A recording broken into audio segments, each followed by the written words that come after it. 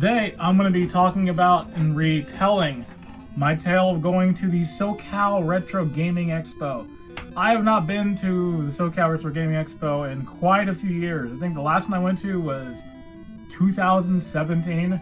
So it's been a very long time. I've been away for a while. My first one back in a while. It was my first one back in a while, and I knew going in, okay, this is untouched wilderness. The last time I was going to convention for games, you know, prices were pretty kind of in the middle. Some would be really high, some would be really low.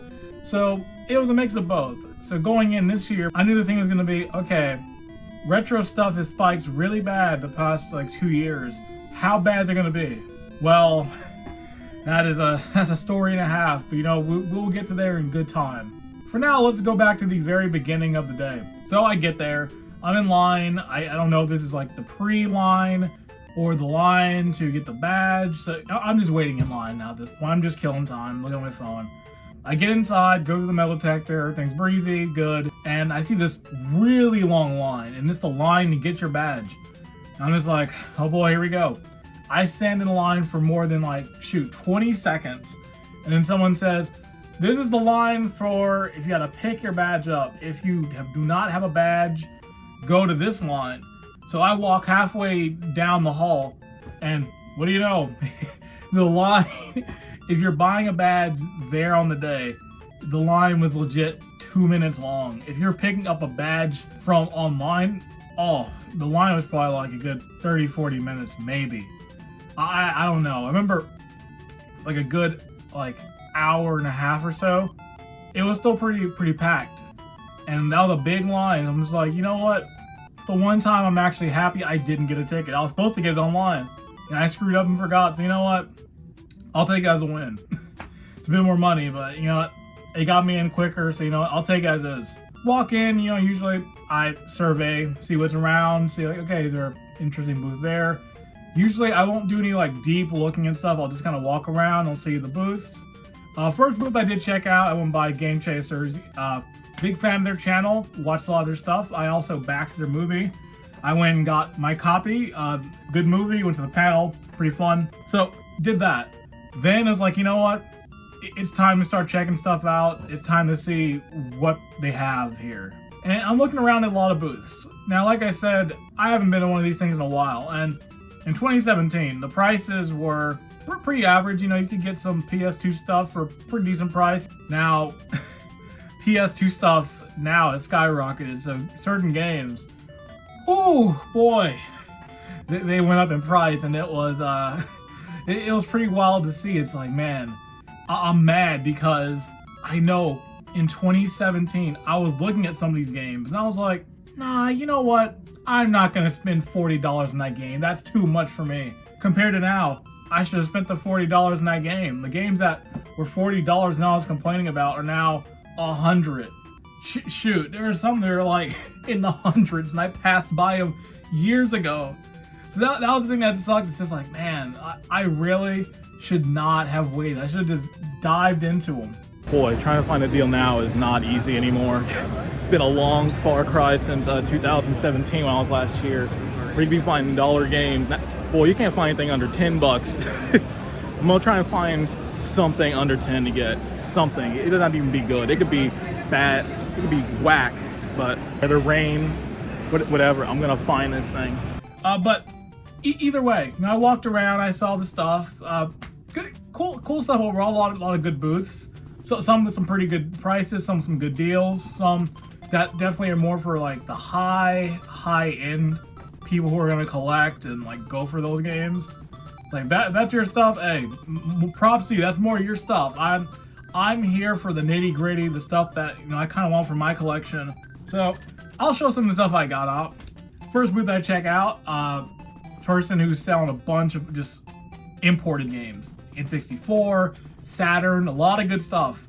I wish I had more money because I wanted to get more stuff from the booth, but the one thing I did get, and it was the most expensive thing I got at the con, was a Japanese copy of Super Smash Bros. For the N64, complete in box. I was looking at this for a good 5 minutes. I was just like, do I want to get this? This is a lot of money right here. This is half of my budget that I allocated for this. But it's like, you know what? either I get it on eBay or I get it in person. You know what? Here it is. You know what? I am gonna get it. Right on. 35? 35, sir. Alright. 35 flat. Oh, perfect. Thank you so much. Thank you so much. You have a good one. You too, man. For me, it's like, you know, I want kind of the interesting stuff on my shelf for my game stuff. Like, I already have a copy on the N64. That's cool. But, you know, I like the Japanese boxes. Like, the art's really cool on it. I don't know, it's nice to see. So, like, that stuff really is where I was kind of interested on the entire show floor. Is like, what cool Japanese stuff can I get? So, I looked in that direction. Okay, was that stupid to pretty much spend almost half of my budget on one game? No, it wasn't, because it's Smash. I've actually wanted that. I've been looking for a box copy of that for a while. So, you know what, I'll take the hit. And it was complete, so, you know what, I can't complain there. But, you know, I could complain. You know, I'm going to complain about it later. Yeah, I'm probably complaining about it right now. Nah, it's too good. Walked around a bit more, went over to the tournament area to see Smash, and of course, I had to see what characters were being played. And it figures the first character I do see is Steve. I have no ground on the Smash stuff. I'm just like, you know what? I'm not in that tournament scene. From the outside looking in, it's wild, it's crazy right now. But I just love how many Steves I saw. Boy. And, you know, it wouldn't be Smash without someone yelling. I was, like, at the far end of the convention, and I just hear yelling, and just from my ears, I can just look over, and I'm just like, that's the Smash setup. I just know it. Either it's gonna be real good, or it's gonna be real bad, so, Smash.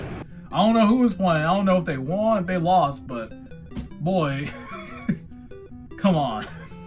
I shouldn't be able to hear you from the other side of the convention. So, walking around more, I see another booth, and this one I like. Because like I said, I'm not trying to spend a lot of money. I have a budget, and I just spent half of my money on Smash. So I see a booth, and some guy says, everything on this table is $5. And that to me is just like, it's music to my ears. Like, $5 games at this convention? Oh, I'm sold. Because usually when you think $5 games, it's like, oh, sports games, something you don't want. But it's like, there actually were some decent games. $5 a game on that table over there. I'm negotiable on these prices here. $5 per game right here. $5 a game. Right here on this table is all $5. $5 a game. $5 a game for anyone interested. $5 for Nah. one of these games. One thing I did get, I picked up Jam Pack 2002. I do like actually collecting the demos. I don't know, I like collecting the little demos. They're kind of cool flashbacks of just kind of back then. I used to own a lot of these back in the day. I loved getting these because they were pretty cheap to get, and you could try some cool games you probably never would play or just expect. So I got these. I definitely need to do a Jam Pack video at some point, just playing through some of these because there's some good stuff in there.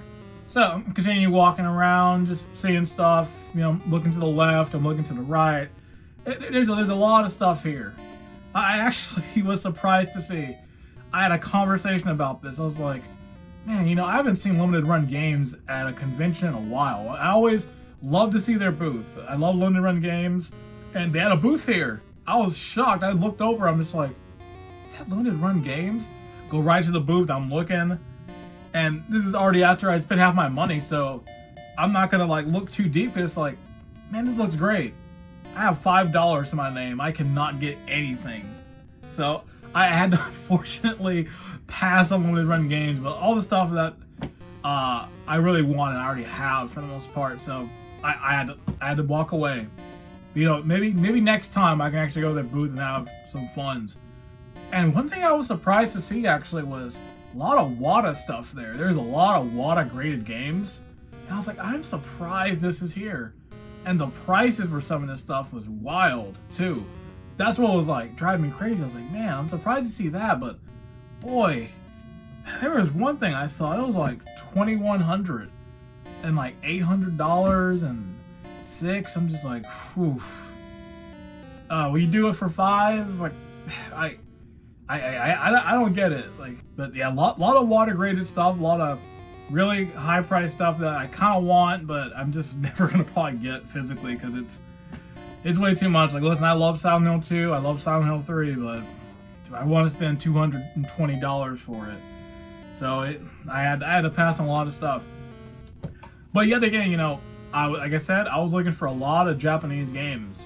And another booth I found had a lot of N64, had a lot of GameCube, and one they had there that I almost didn't get because it didn't have the manual, but it's like, you know what? The cover looks cool, and it's something I want to add to my collection. Legend of Zelda Wind Waker Japanese version. Obviously, they had a different case out there. I've never actually even seen too many of the just GameCube Japanese versions out here. And I was like, you know what? I'll take the hit on it.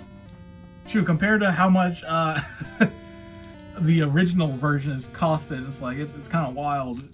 But it's like, hey, cool. You know what? I have this version out. I have the original version on my shelf, so it's not really an issue. It's more like, hey, cool. I can add it to the Zelda collection. So great. That was about everything I got. I tried hard because after this point, all I had was $5 to my name. Okay, I have exactly $5 to my name. I had to make this very important decision. What do I spend this last $5 on? I cannot screw it up and get something bad. I need to be good. I'm gonna get something good for the last $5 I had to my name. So let's see what I can get for $5, which coming here, there's not gonna be a lot of choices, honestly. And I knew, it's like, okay, am I gonna get one more thing? And I really tried to look. I tried super hard, and there are a lot of things I almost went to get for the $5. In the end, I still have the $5, but at what cost? At what cost? I could have got that Shiro. I could have got Balan Wonderland. I could have got that thing, but I didn't. So that sucks. But yeah, honestly, that was my day at the convention. I was only there for a few hours, but you know what? I saw some cool stuff. I got some good stuff. So, you know, I can't complain. I didn't leave empty-handed. So that's already a plus in my book. Next year, definitely, I'll probably be back. Maybe I'll have more money. Maybe I won't be as cheap. Maybe I'll be even cheaper. Maybe I'll go next year at $5. Can I actually get a good deal with $5 at a retro convention? Only time will tell. But that's going to be it for me here. Thanks for watching. You know, definitely stick around. I play games. I got stuff I do on this channel sometimes. As always, I'm John, GWC, and I'll see you later. Peace.